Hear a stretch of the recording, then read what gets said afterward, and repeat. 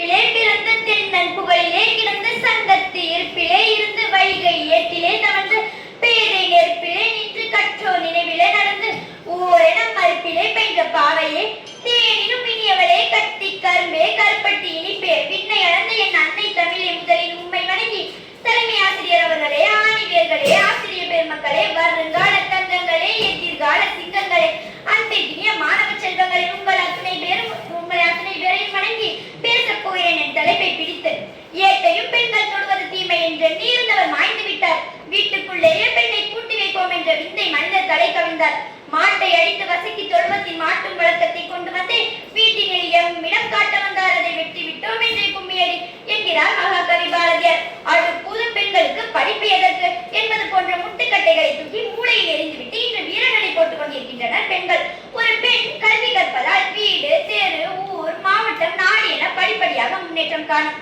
கல்வி கற்காத பெண் வாயிருந்து ஊமையானவள் என்று படியாத பெண்ணினால் தீமை என்ன பயன் விளைவிப்பாள் அந்த ஊமை.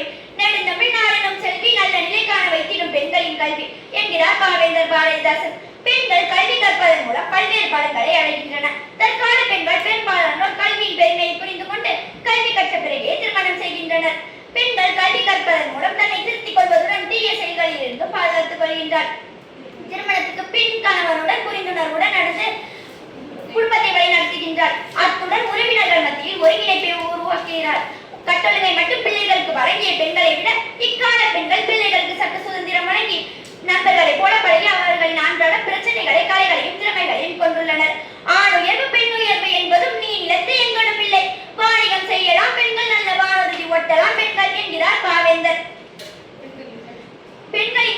பெண்களின் கடமை பெண் பிள்ளைகளுக்கு கல்வியின் முக்கியத்துவத்தை புரிய வைக்க வேண்டும்.